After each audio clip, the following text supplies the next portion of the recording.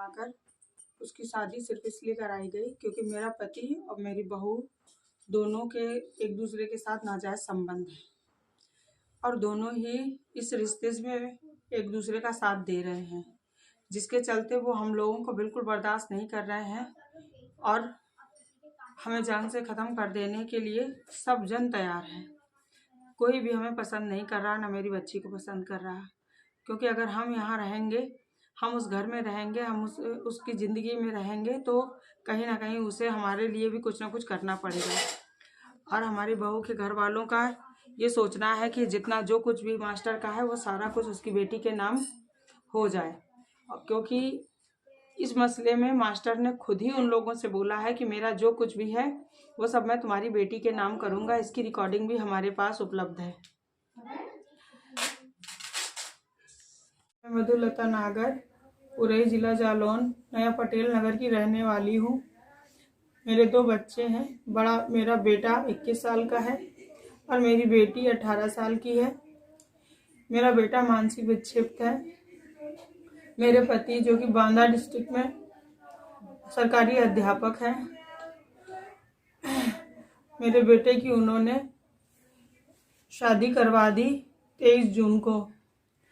मेरा बेटा किसी काबिल नहीं है। मैंने इस बात में विरोध करने की कोशिश की लेकिन मेरी किसी ने नहीं मानी।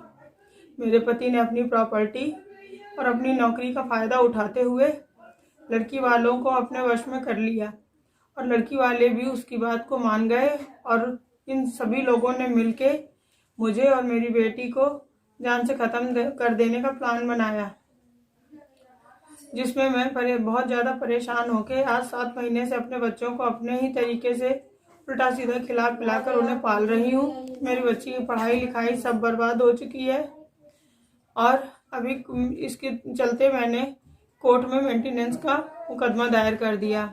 मुकदमे की 11 तारीख को दूसरी डेट थी जिसमें मुझे बयान देने जाना था, तो मेरे पति अपने साथ समझाने से समधी को और कुछ अन्य लोगों को अपने साथ लेकर आए और आने के बाद कोर्ट में मेंटेनेंस की तारीख ली। वहाँ हमारे बयान हुए। हमारे बयान से वो फंस रहे, उन्हें ये लगा कि वो डरने लगे।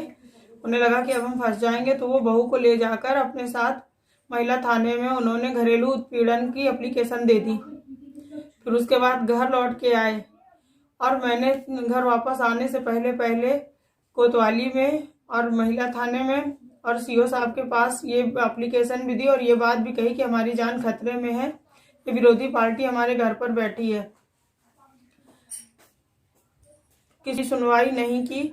मैं अपने घर आई। घर आने के बाद हम लोग अच्छे से बैठ भी नहीं पाए कि इन सभी लोगों ने मारपीट करना शुरू कर दिया और ये सभी जन्म मेरी बेटी के ऊपर टूट पड़े। इनने हमें जान से मारने में कोई कसर नहीं छोड़ी। मैं जैसे तैसे करके अपनी बच्ची का हाथ पकड़ के भगी हूँ, तो ये सभी जन पीछे से नीचे उतर कर आए और इनने हमारे बाल पकड़ के हमें पूरी रोड में घसीटते हुए मारा, नाली में डाल के मारा, मेरे गले को दबाए रखा। मेरे गले में बहुत दर्द हुआ है, बहुत जख्म हुए हैं, चोटें आई हैं, लेकिन अभी भी मेरी इन चीज़ों की कोई सुनवाई नहीं हो रही है। मेरा मेडिकल भी हो चुका है, FIR भी दर्ज हो गई है, पर वो सभी लोग हम लोगों को रोड पे खड़ा करके आज हमारे समझाने वाले सब मेरे घर में कब्जा जमा कर बैठे हैं, जिसमें मेरा पूरा परिवार उनके साथ है। ससुराल में मेरे ससुर, मेरी देवरानी, मेरा पति, देवरानी के बच्चे सब एक दूसरे के साथ हैं। आज हमारा कोई नहीं है। हम लोग आज रोड पे खड़े हैं। हमारे रहने के लिए न घर है, न खाने पीने के लिए कुछ है। यहाँ वहाँ अपना जीवन यापन कर रहे हैं, लेकिन आज भी हमें भय है। वो सभी लोग हमें जान से मार डालने की पूरी फिराक में हैं। सब हमारी खोज पर लगे हुए हैं। मैं कहाँ जाऊँ, क्या करूँ, मुझे समझ नहीं आ रहा है। मुझे मोदी जी से, योगी जी से यही कहना है, यही गुजारिश है कि हमारी सुनवाई करें, हमारी मदद करें और अपराधियों को उनके किए का उचित दंड दें। बस मैं इतना ही कहना चाहूँगी।